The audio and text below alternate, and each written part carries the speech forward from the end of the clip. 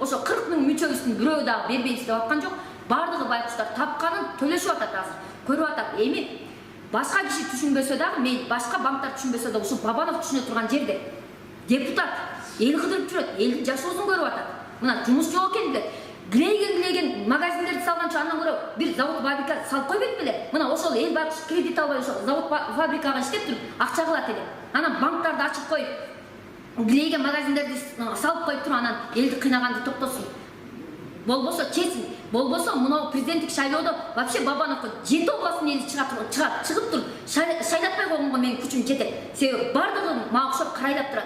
Ушу именно ушул башка банктарда башка баягы коюп аткан талапкерлерди айта албайм. Себеби Бабановдун банкы наоборот ушул 7% менен акча берип элге жумуш ордулары менен камсыз кылса, мына ушуну эл шайлайт эле. Бизге саясаттын кереги жок, политикасынын кереги жок. Карапайым элге жакшы ажоо келиш керек. Биз ошону эле күтүп атабыз. Бир жакшы элге караган, элге бир жардам берген, ушул банк системасына бир кандайдыр бир мыйзамдарды өзгөртө турган талапкер болсо биз колдойт элек да. Мисалы Бабанов болсо Бабановду деле колдойт элек. Эгер действительно ошондой программасы болсо, ошондой 7% менен элге акча берип, элди могу выселение төлөй албай аткан адамдарга кичине убактысын узартып берип, проценттерин түшүрүп, пеня штрафтарын алып, сотко бербей турса болот да. Сотко бергенде эле сот чече албай жатпайбы? Сот деле айласы куруп атат. Сотко бергенде мына госпошунан очойто чыгат. Ар бир байкуштардын ичерге наны жок. Адвокаттарды билесиңер. $500 кем сурабайт адвокаттар. И аны да аягына чейин чыгарбайт да адвокаттар. Эми коюлгонсуң договорго. Эми ушундай болуп калды, выселение деп туруп адвокаттар жолугуп да койбойт. Мына канча бир адвокаттарды көрдүк, канча бир адамдар адвокатка ишенип байкуштар талада калган заемщиктерибиз бар. Мисалы ошон үчүн мына Бабановдун бүгүнкү мына президенттик шайлоодо мына бир айдын ичинде кылган жесир аялдын үйүн талашканы бул туура эмес. Бул Кудайга да жакпаган нерсе. Ушул эжеге 7% кылып туруп 3 жылга же 5 жылга узартып берип койсо, ушул аял төлөп чыгып кетет эле. Күйөөсүнүн ооруп жатканын көргөн, постелде жатканын көрүшкөн, бардыгын билет, өтүп кеткенин билет. Анан элестетсеңер өзүңөр ушул Бабанов деле өзүн ойлосо болот да. Ошондой өзүн ушул эжени ордуна койсо болот. Ошондой эле эжеси бар Бабановдун мисалы. Ошондой эле карындаштары бар бизге окшогон. Ошону өзүнүн ордуна коюш керек. Анан көкүрөктү чаап эле мен президент болом дегенди токтотсунар. Андай болбойт. Мына 7 областтын эли чыгат дагы эртең президенттик шайлоого Бабановду шайлабайт. Ачык эле айтабыз, корко турган эчтекебиз жок. Себеби жесирдин үйүн талашкан адамдан эмнени үмүт кылабыз? Кантип ошол президент болуп барып, элдин көйгөйүн чечип, элдин маселесин чече албайт. Ошону айта турганыбыз ошол. Ошон үчүн бүгүн келип, тем более элдик кыймыл үчүн жүргөн үчүн силердин маселеңер чечилбейт деген сөз үчүн жана юрист бала жооп бериш керек.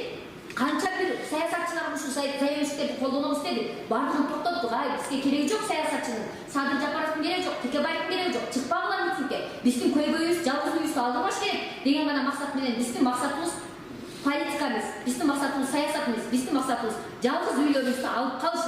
Эктеп төлөп кутулуш керек бизге. Жумушубуз болсо, эктеп төлөп кутулсак, проценттерин түшүрсө, пениялардын штрафтарын алып берсе, ошол калган эле акчабызды төлөп жылдырып берсе, биз төлөп кетебиз деп атабыз. Бардык жерде ушул сөздү айтабыз. Башка эчтемкенин кереги жок бизге. Мына эл кыйналып атат. Действительно, сиздер мен айтпасам деле түшүнүп атасыздар. Бардыгын наны жок, мүндүр жеген эжелерибиз бар, үйүндө наны жок. Больницага көрүнөйт акчасы жок, төшөктө жаткан эжелерибиз бар. Ушу кредиттин айынан. Эми, конечно, сиздердин банкыңыздар болбосо, башка банктарда бар. Ошол максат менен биз ушул нерсе 2012-жылы Горький паркында 40 катын өрттөнөбүз дегенде ошол жерге отурган депутаттар 120 депутат мурунку немендеги келип 9 кишиден комиссия түзүлүп, именно ызычуунун кереги жок, өрттөнбөгүлө мына тең депутаттар комиссияга кирди. Силерден келгиле бир общественный объединение түзөсүңөрбү же бир ушундай бир неме түзгүлө юридический. Анан биз иш алып барабыз деп туруп, кирген бойдон чыгышпай койду депутаттар. Кабыл албай да коюшту. Ошо эптеп эле элди таракатыш болду алардын максаты. Андан кийин бул ишти таштап койбой, себеби мыйзамдын негизинде, мыйзамдын чегинде иштедик биз. Себеби мына биз ушул элдик кыймылдын күчү менен көп нерселер болду. Мына Текебаев чыгарган мыйзам деп Текебаевди макташат. Ал чыгарган эмес. Ошол кишиге да биз канча бир тизмени берип атып, жана суткорлук боюнча чыгардык. Андан кийин 90 күндө эле үйдөн алып чыгарып салчыңар элдерди. Азыр соттун чечими жок, үйдөн чыгарылган ушул мыйзамдардын баарын бизгебиз. Мына ушул элдик кыймылдын 7 область боюнча 40 000 мүчөм бар. Мына 40 000 мага окшогон. Аерде эч кандай саясатчы жок, ада эч кандай политик жок. Бүт карайлаган карапайым элдер бар. 40 000 мүчөбүз бар. Мына азыр эми айтпай дедигиле. Мына шайлоонун алдында бир жаман нерсени жаратпайлычы, элелер бир тиренеличи, бир ажоо болсунчу бизге, жакшы ажоо, элди караган деп мынакей. Биз канча күндөн бери офисте отурабыз. Кудайдан тиленип, эми алган акчаны беришибиз керек. Эми эптеп бир убакыт болсо төлөйт элек. Алган акчаны АКБдан заемщиктер төлөбөй койгон жок да. Ошо бизге кайрылгандар бар, биткеден төлөп атат. Биз аларга деле айтабыз келген кишиге. Эже алган акчаны беришиңиз керек. Эч ким билбейт эртең эмне болорун. Ошол максат менен мынакей биз аялдар, биздин кыймылдар көпчүлүгү энелер, мына силердин бизге окшогон карындаштарыңар, апаларыңар бар. Анан кечээ күнү мына мен өзүмдүн ушул Бабановдун банкы себеби биз билебиз. Кимдин кайда банк бар? Кайсы депутат кандай ломбард бар? Кайсы депутаттын кандай микрокредиттери бар? Бардыгын жактап билебиз. Себеби биз изилдедик. Биз силердин кардарыбыз ким эже азыр? Мына Атамбекова жолдошу өтүп кеткен. Дагы ким кардарыбыз? Болду ушул эже. Калгандары азыр биз акиматтан чыкты деле. Мен түшүндүм эже. Анан сиз аягына чейин угуңуз. Жок, мен сиздин алып барган ишиңизди полностью колдойм. Ооба. Анан эми сиз угуңуз да. Биринчи уккула силер укпай ушинтип ушул күнгө келдик да. Атамбекованын пистолети маселени чечебиз. Шашпагыла. Адамдын тагдыры талкаланып атат. Адамдын мына бул уже эжечи тагдыр да мынакей. Азыр үйүн алып койсо мына эртең эже эч ким албайт үйдү. Ким айтты алып атат? Сен кече оны юрист баланы эмне үчүн чакырып атасыңар? Келсин да биттишер да бир ачык чындык чыгыш керек да. Анан ал баланы жашырып койдуңар, бекитип койдуңар. Ал силер азыр менин сөзүмдү жокко чыгарышыңар мүмкүн. Мына кече судья бар. Мына неме Меж районундагы соттун аты анда жазылат. Эшалиев Азиз Маратович. Ошол киши кыйналды. Ыраазыбыз ошол сотко. Соттордун баары жаман эмес. Арасында имени түшүнгөн. Денеси мустай электе. Бул эже суранып атат туруп алып сотко. Ошо 2 күн сот болду катар менен. Ал сот ареп чыгарып атты. Мирныйга келдилер. Окутуп атты пункттарды. Силерде ушундай жардам бар да. Окуучу гана договорду окутуп атты. Бирок юрист балдарына 2 күн сотко бардык. Ошо 2-нчи күнү дагы сотто чыгат дагы эшикке чыгып алып ошол балага айтат. Элдик кыймылга кошулган үчүн сиз тикини ушинттик дейт. Жооп берсин ошон үчүн. Бул элдик кыймыл меники эмес. Мен Бабановго окшогон зданиям же Бабановго окшогон юридический компаниям жок менин. Мен бул элдин атынан түзүлгөн. Ошол эл кандап мени ушул айта алат, ушул дей алат, ушул чындыкты айта алат деп туруп мени эл сайлаган адаммын мен. Мага кереги жок кайсы. Биз сиз түшүнүп колдонуп атабыз. Сотто айтып атат. Взыскать ошо миллионду төлөп берсин. Бул кантип төлөйт? Бул айтып атат, мага график кылып бергиле. 10 миңден сентябрдан 1 жылга чейин төлөп турайын. Усту ачып атам, эшиктин алдына балам иштейт, кызым жумушка кирет. Мен өлсөм мына Кыргызда муну эле алачы, саясаттын кереги жок, мыйзамдын кереги жок. Кыргызда бар, бизде салтыбыз бар, кара салтыбыз бар. Күйөөсү өлгөндөн кийин аялы 1 жылга чейин ашытканча көчөгө чыкпаш керек, жолукту башынан албаш керек. Мына кредиттин айынан күйөөсүнүн өлгөнүнө да карабай, арапасын өткүзүп алыптыр. Мына темселеп эртең чыгат. Кечке чейин акылай мен берип бардым эле, мынча аренда бар экен, $1000 деди арендаңыз ашкана. Берип алсам $1,500 деди. Эже алып, аны да төлөй албай, банкты да төлөй албай калбаңыз. Биз туруп туруңуз, биз мэрияга кирейли. Бирок 22 жылдык стажыңыз бар экен. Биз мэрияга кирейли, кандайдыр бир жардам кылабыз сизге. Деп мынакей биздин могу координаторлор кошо издешип атат. Ушунун күйөөсү өлүп калган үчүн. Мына ага да карабай, күйөө өлгөн адамга да карабасаңар, кырсыктап калган адамга да карабай, сөзсүз эле сотко берип сөзсүз эле сотко үйдү алыш керек эмес да максаты бар. Мына силерге окшогон мына кесиби банк президенти Кореис экен. Мына ошол кесиби кандай адамдарга жардам берип атат. Депозит ачып коюп атат, ишенбей, өздөрүнө ишенбей, бизге да ишенбей депозит ачып коюп атат. Депозитке байкуштар төлөп атат дейт. Алган акчаны эч ким төлөбөйбүз дебейт. Мына Кудайдын алдында деле жаназабызга тургузуп алып айтат. Энен кайга карыз эле деп. Анан силер барасыңар. Ооба, АКБ Кыргызстанга карыз энеси. Деп анан балдарыбыз төлөп берип атпайбы? Биз өлүп калсак деле балдарыбызга калып атпайбы? Ошол үчүн мына кечээ соттогу сөздү айткыла. Сот кыйналды. Жок, түшүнүп атабыз. Биз жанагы сот кыйналды. Анан минтет тиги балаңар айтат.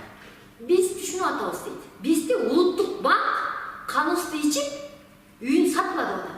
Бизди улуттук банк айтып атат. Мен азыр бул менен улуттук банкка да барам. А улуттук банк барсаң эмне дейт? Биз банктардан суранып атабыз. Биз сатып айтпайбыз эч убакта. Мына банктарга баргыла. Ал деген Бабановдун банкы, ал деген Баланчанын банкы. Баргыла, сүйлөшүүгө баргыла дейт. Анан кийин улуттук банкка да барбай калдык. Мына силерге келгенде сиз айтканмын мен, улуттук банкка жазбай эле, кызы үчүн кереги жок, силерге келдик деп арыз берсек, арыздын жобу жок, кат жүзүндө кайрылган жоксуңар. Эмне үчүн бергенсиңер кат жүзүндө? Мына сотко бардык, биз айттык. Мына бар, бүттүгү бар. Даже печат койдуп алгам силерге, арыз жаздык. Биз деле мыйзам чегинде. Мыйзамдан ашып кеткенде биздин укугубуз жок. Мыйзамга биз да жооп беришибиз керек. Анан мына президенттик шайлоодо өзүңөрдүн адамыңарды ушунчалык бир туура эмес. Мына мүмкүн Бабанов укпай аткан чыгар бул нерсени. Адам угуп ойнош керек, жөн эле төшүн каккылап эле чыга бербей. Мен президент болом деп. Мына ушундайлар жесир аял менен талашкан Бабанов деп туруп азыр бүттүгүнө кетиребиз. Биз коркотура карапайым эл. Биз байлыгын, бийлигин талашып аткан жокпуз муну. Же президент ушунун ордунда биз болобуз деп аткан жокпуз. Сотто калды. Приблизительно Булар да бар да. Булардан сот. Приблизительно качан кайдыңдар? Bir ay болду. Жок, bir ayдан ашык. Bir ayдан ашык болду. Кайрылганбыз, келип сурандык. Мына 10 миңден сентябрдан баштап төлөйм. Мен бунун представителинин эгер эже төлөбөй баратса, мен бул эженин үйүнө барып болсо да төлөтөм деп келип, мына бул балага өзүм айтып кеттим, төлөтөм деп. Себеби мага арыз менен булар силерге кайрылгандай мага да кайрылат. Анан мен ар бирине заемщиктерди звонить этем. Эже 3 күн болду, сиз төлөбөдүңүзбү? Апарып төлөңүз дейм. Ар бир заемщиктер мына координаторлорубуз бар. Звонить этип, силерден мурун биз кылабыз. Себеби биздин эртең жүзүбүз жак болуш керек силерден. Биз ошончолук токтом чыгып атса, өкмөттү мыйзамды сыйлап атабыз, токтомду чыгарып атат. Өкмөттөн ушу элге жардам берип койгула. Банктык эмес уюмдар деп атат. Эмнеге эл карызга батып кетти? Мына башы ушул банк, мына эже, мына ушинтип койдуңарбы? Эже эртең барып башын дагы бир жерге саят. Мен ошондой болгом да. Мына үй сатылат, значит сотко берди. Значит төлөшүм керек деп эртең бир частныйдан барат да 10-15% менен алат да силерге алып төлөп коет. Мына бизде бүт ошондой адамдар. Бизде бир эле банкка карыз болсо дагы мейли дейт эле, кеттеп утулуп кетет. Бир эле адам 10 жерден алып алган. Үйдү сактап калыш үчүн микрокредиттен да алган, кол карыздан да алган, ломбардтан да алган, бүттүгүнөн алган ошентипчи. Эми проценти менен да түшүр деп аткан жок, же бир пеня штрафтарын алып аткан жок. Ошол акчамды төлөп берейин, убакыт берип койгула, график түзүп берип койгула. Баягы келип да ыйлады. Күйөөм өлдү, 4 ай болду. 7 ай постелде жатты. Кыймылдай албай жатты. Ошону карадым. Булар барып тартып кеткен деди. Анан мага мисалы силерге окшогон эле клиент, мен эч ким эмес. Анан тиги балам сага мынтет. Силер ошон үчүн сиз буларга канча сом төлөдүңүз дейт. Биз адамдын акчасын, тагдырдын акча менен алмаштырбайбыз. 7 жыл болду. Сурагыла. 7 областын адамдардын телефондорун берейин. Кенекей ба силерден акча алдыбы дегиле. Мен акча үчүн эмес. Мен ушул балдарыбызга ушул системаны өзгөрткөнгө, ушул бизге окшоп балдарыбыз кыйналбаса экен, проценттер түшсө экен, башка мамлекеттер кандай 1-2% менен берет, көп жылга берет. Ал үчүн бизде аз жылга берет, көп процент менен берет. Ошодон эл кыйналып калды. Микрокредиттер толук козгарындай жайнап кетти. Ломбардда жайнап кетти. Кол карыз, колго жеке берген проценттер жайнап кетти. Мен ошого гана каршы чыгып атам. Мен бир Бабановдун банкы деп аткан жокмун. Именно ошол системаны жок кылышыбыз керек. Элдер ошого батып калып, бир адам 10 жерден алып алса, баягы Кыргызда жакшы макал бар го. Доочу келсе амалыңдын кеткени, ажал оору келсе ажалыңдын жеткени. Ошол эле нерсеге туңгулукка такалып калдык. Азыр сиздерге билинбеген менен ар бир менин заемщигимен сурасаңыздар, бир эмес 10 жерден алып алган байкуштар. Эрте үйдү чыгарам деп компанияга башын сайган, финкага башын сайган, Мөлбулакка башын сайган. Анткени алар паспорт апарса эле бере берген убагында. Башаламандык кылып бере берген. Проценттер чоң. Анан барып алар бербей калганда ломбардка барып башын сайган. Андан барып базарда 15-20% менен бергендеринен алып аны жапкан. Азыр шайлоого кантип барат деп атасыңар? Мына биздеги заемщиктердин почти 50% паспорттор бүт залогдо жатат. Жеке кол карыздарда жатат, ломбардтарда жатат. Кантип барайын деп атасыңар шайлоого? Эмне үчүн ошол нерсеге, мисалы, мына парламентте отурат депутат Бабанов, эмне үчүн ушул маселени көтөрбөйт? Мени даже азыр унутуп койгон экен, Бабановду мен даже иштеп, ошол парламентте мурункусуна, кийинкисине бүттүгүнө урматтуу Өмүрбек Токтогулович, мына элиңизди карап коюңуз. Эл шайлаган депутатсыз деген каттарым бар менин. Бир дагы жооп берген эмес. Бир дагы кабыл албай койгон. Ошондо биз айтканбыз, бунун банкы бар, конечно, биздин мына маселебизди бул киши көтөрбөйт деп биз түңүлгөнбүз. Менде 2 жолку жазган катым бар. Мен анан жанагы митингде жүргөн аялсыңар дейт, билесиңер. Жооп берсин. Митингге кандай кылып чыгабыз биз? Митингге биздин укугубуз бар. Ак үйдүн алдына барып депутаттардан сурана турган укугубуз бар. Сунуштуу бере турган укугубуз бар. Билесиңер депутаттар ким экенин. Мына киргенден кийин чыкпайт. Киргенден кийин чыкпайт алар. Элге жол калдырат. Анан айла жок, эл барабыз да, талап кылабыз да Кыргызстанда жашап аткандан кийин. Мына мыйзамды өзгөртүп бергиле. Анан митингде кыйгырган катындар деп атат. Андай сөздү токтотсун. Айтыңыз, кулагыңызда мынакей өзүбүздүн балдарыбыз митинг оончу деген башка. Анын оончуну да ушул саясатчылар кылып атат. Акча берип коюп, чыгыңыз деп. Мына көрдүк го, Текебаевка 1000 сомдон таркатышты. Келгиле, акылай аялдарын жибер, 1000 сомдон беребиз деп. Бирок чыгарган жокпуз. Себеби чыгарганга биздин укугубуз жок. Мен ошол аялдарды аяйм. Ошол байкуштар оончулук кылбасын, аялдар жаманаттуу болуп калбасын, энелер деп мен эч кимисин жиберген жокпуз. Мына канча звоноктор келип атты ар жактан. Бир дагы андай митингтерге биз чыксак, именно өзүбүздүн көйгөй менен чыккан укугубуз бар. Мыйзам чегинде именно кредит боюнча, себеби мыйзамсыз алынып кеткен үйлөр бар. Сиздерде мага ага чейинки дагы бомж болуп көчөдө калган эжелер бар. Мен аны алып келсеңер эртең алып келип берем. Силердин банкыңардан 150 000 сом үйүн алып коюп, азыр түрүн көрсөңөр, бомж болуп калган, күйөө бир жагы кыймылдабай калган, үйдө алып атканда. Банкта иштеген сотрудник бала азыр ошонун үйүн алып, устуга чалып, катар квартиранын киргизип азыр жашап атат. даже апарып көрсөт десеңер көрсөтүп берем байке. Мен коркуп турган эчтеке чындыкты айтышым керек. Себеби ушинтип баардыгыбыз коркуп болбойт деп отуруп, уялып отуруп ушул 24 жылдан бери туңгулукка такалып калдык. Эми коркуп турган эчтекебиз жок, себеби биз билип алдык. Банктардын нарушенияларын мына берип атканда даже текшербей туруп, бизнести текшербей туруп, эптеп базарга барып туруп, 500 сом берип туруп, айлык өкмөткө барып туруп, 500 сом берип туруп, 10 кою бар, 20 немеси бар деп, бодосу бар деп туруп, алган кредиттер да бар. Жок эмес, бар мына балдарга билет аны. Айлык өкмөттөрдө ошентип акча берип туруп, справка алып келип, банктан алган. Элди ошол аферистке, мошенникке силер өзүңөр билип берсе текшербей. Мына базарларда 500 сом берсең справка жазып бере берет. Анын местасы барбы жокпу, анын башы болот. 500 сомго администрациядан иштеген кыздар жазып бере берет. Ошол нерсени баары бул ушул жерде иштейби, ушул жерде содагылабы деп сурабайсыңар. Справканы алып келселер болду, канча үйүн карап туруп үйгө кызыгасың. Андай эмес, кыргыздар көчөдө кала турган болдук. Кыргызстандын бардыгын башка мамлекет, чет мамлекеттен келгендер каптап кетти. Мына азыр 25 000 долларга оценка алыпсыңар. Эми 25 000 долларга үйүн берип койбойт да силерге. Мына азыр бергилер сотко, госпошина учету чыкпайбы, ким төлөйт аны? Мына адвокат, мен күнүгө буга эжеге барып мен адвокат боло албайм. Себеби мен азыр бош убакта, мен азыр 7 дубанды кылып кетем да. А бул эртең адвокат 500 доллардан эми сурабайт. Силер ошону түшүнгүлөр. Ушул байкуш 500 доллар андан көрө адвокат койгонче силерге төлөп койсо болобу? Силер берген акчаны алганга аракет кылгыла. Процент, пеня, штраф деп антип эрегишкенди токтоткула. Мына банк, тем более Бабановдун жүзү бар элде. Шайлоочуларыбыз биз Бабановдун. Бөлөк башка мамлекеттен келген жокпуз, шайлоочуларбыз биз. Ошо бир убакта Бабановду шайлаганбыз, бир шайлоолордо. Ушу Бабанов элди жыргатат. Кана жыргаткан? Эми келип атып, ар жерге төшүн какылап, файлерлерге 1000 долларга, андан көрө ушул окшогондорго жардам берсе, мына ошондой болмок. Азыр бийлик байлыгында акчасында эмес президенттик шайлоо. Азыр эми менен касиетинде, элдин касиетинде. Тибаевча сөзүңүз Бабановду айтып, но эжени Жок, эми эмне кыласыңар? Соттун чечим чыгарып Жок, азыр мен окудум, арызын окудум эже. Жана сиз жазган арызды мыналар канаттанарбы, эмне бар? Ошонго кол койгон азыр графикти түзүш керекпиз да, сиз мененчи. Эми ошол Давайте кандай пролонгация эмне? Жок, ага чейинки жана элдин кыймылга кошулганың үчүн сеникини ушундай кылабыз деген бала келсин, кечирим сурасын. Азыр мен туура эмес айт, сотрудник айт, менин мына координаторлорум, бизде мыйзам бар. Бул жерге барганда мынтип сүйлөйсүңөр, бул жерге барганда мынтип сүйлөйсүңөр. Биз бүт түгүн распискабыз бар. Биз элди алдабайбыз, элден акча албайбыз. Эгер ала турган болсок, мыйзам чегинде жооп беребиз. Анан юрист балаларды чара көрүлдү. Ал, потому что бизде акыры 25 мүнөт жагдарыбыз бар. Бир адам канча Бабановдун жүзүн булгап атат. Силер ошол ойлогула. Бир адам канча бир эл башында турган. ал эки жолу ушундай кылды. Эки жолу ушундай кылды. Биринде да ошентип айтты. Чара көрөбүз. Ага чара көрөбүз. Элден кечирим сурасың. Элден кечирим сурасың. Соттун алдындачы. Мени базарда аябай болуп айтышат. Мен айтмай сен жигитсиң дедим. Эркексиң, менен айтышпа сен. Андан көрө эже көңүл сүйлөшкүлө да мирнага келгиле. Азыр эже 25 чейин сен кичине узатып тура, сотко кирип туруп, мейли мен убакыт бергиле, мен 25 чейин күтөйүн, урматтуу сот. Эгер 25 кийин төлөбөй койсо, анда келип дагы ишти баштайлы, уланталы десе болот да. Ошол сөздү айта албайбы? Анан 25-inde төлөбөй койсо, анан келбей койсо, андан кийин деле сот эч жака качып кетпейт, кайра сотко берип туруп өндүрсөңөр болот. Эгер 25-inde төлөбөй койгондо, мен деле бул эженин талабын талаша алмак эмесмин. Эже мени уят кылып койдуңуз. Сиз 25-inde деп соттун алдында айттыңыз эле, бирок төлөбөй койдуңуз эже. Эми өзүңүз, эми банк өзүнүн мыйзамын кыла берсин деп коем мен. Мен коркуп турган эчтеке жок. Себеби 25-inde узулдап атат, 25-inde кызымдын айлыгы, биринчи зарплатасы. Айтты, ичпей жебей, кийинбесең да ыраазымын деп. Ушул банктан үйүмдү чыгарып алайын дейт.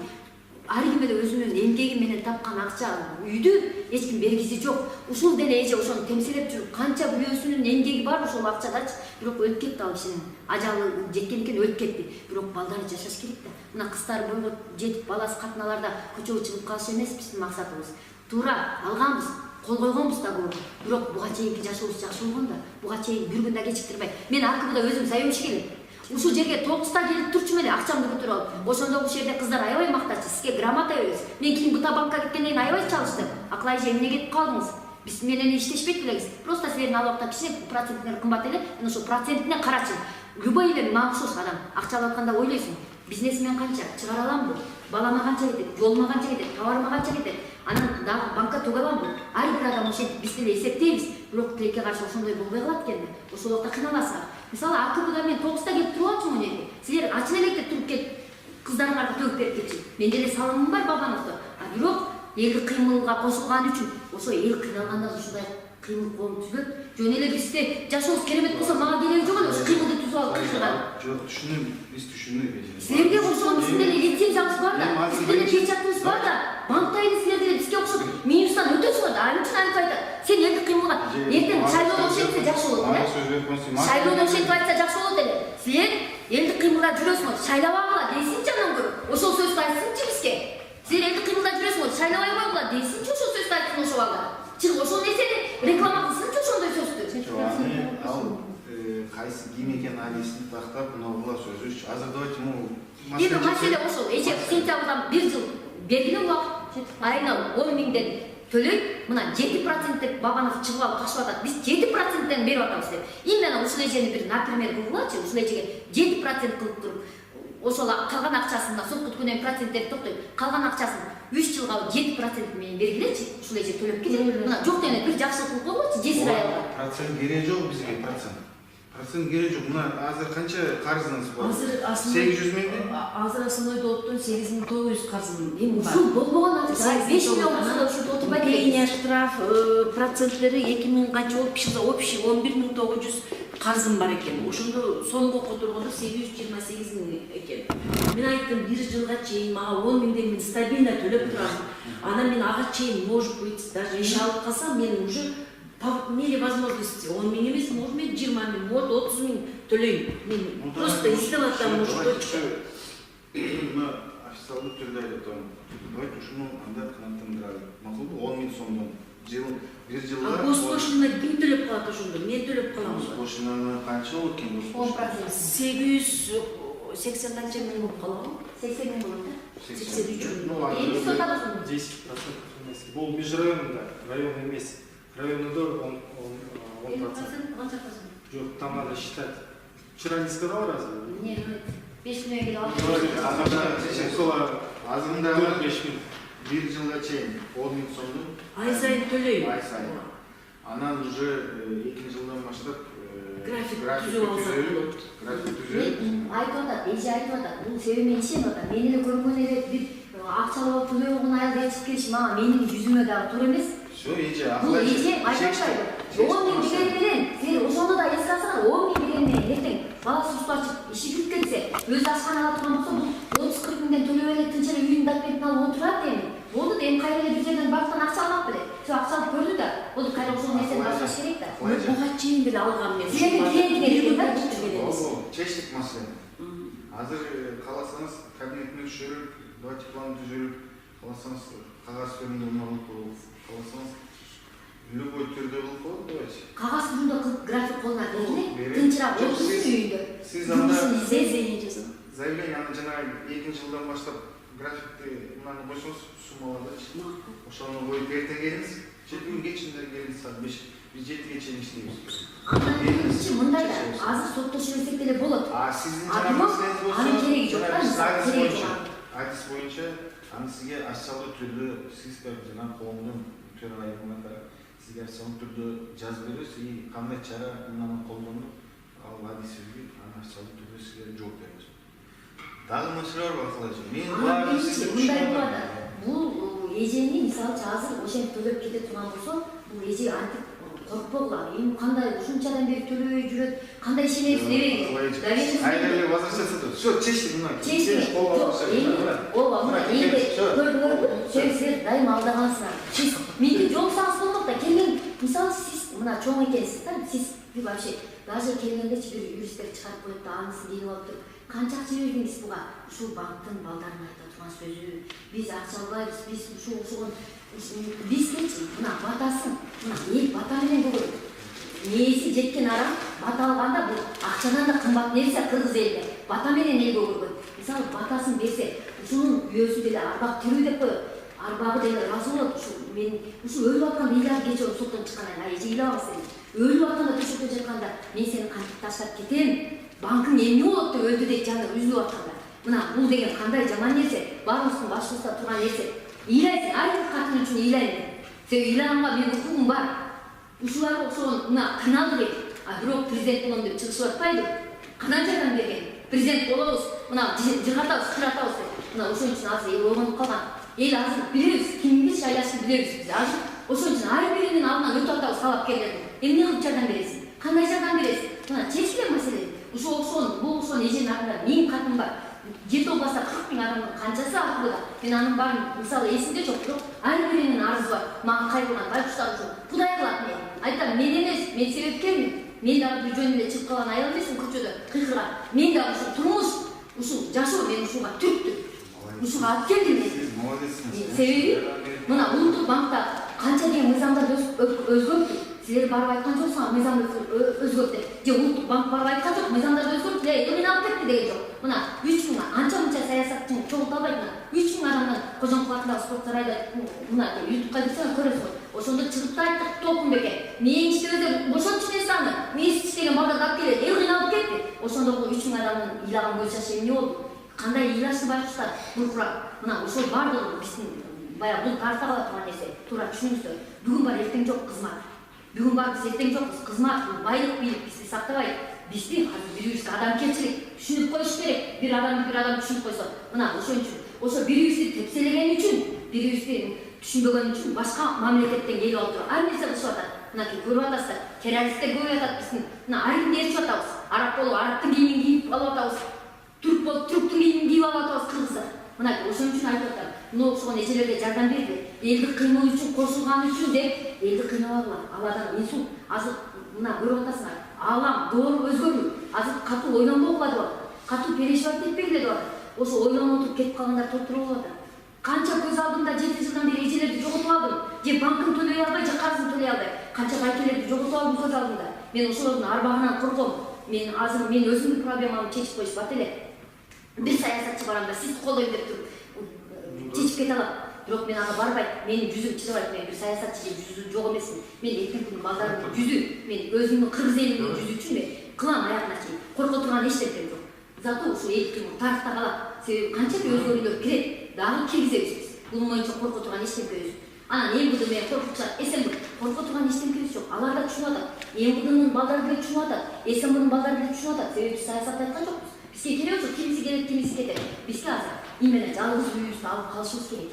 Бир эле жалгыз үйүбүз, Кыргыздын бир байлыгы жалгыз үй байкуштардын. Ошону эптеп алып калайын. Аны деле койбой коеюн дейт, бирок жашоо ошого келип атпайбы? Же завод фабрика болбосо. Мына бабамыз илеген магазиндерди салып атат, илеген банктарды ачып атат. Андан көрө бир чакан эле ишкана кылып койсо ушул байкуштар иштейт эле. Ушу иштеп биз ошо банктан акча алганчы, завод фабрикадан акча алганыбызды жумшайт элек. Мисалычы мына канча бир жүрөт саясатчылар толтура жерден ар нерсени ачып алып, ломбард ачышат, юридический компания ачат, пайдасына, өздөрүнүн пайдасы үчүн иштешет. Мына бул биздин пайдабызга өздөрүнө түшө турган пайданы ачпай атпайбы? Мына магазиндерде деле эртең балдарыбыз барып киргизели десек, биздин балдарыбызды албайсыңар.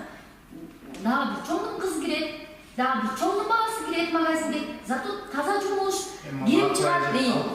Бүт базардагы эмне карапайым. Башка маселе. Базардан ушу элдин байып атасыңар. Элдин проценти менен байып атасыңар. Эл төлөгөн үчүн банктар ачылып атат, эл төлөгөн үчүн магазиндер ачылып атат. Эми чөнтөгү атасынан калган байлык эмес, атасынан калган байлык жукпайт.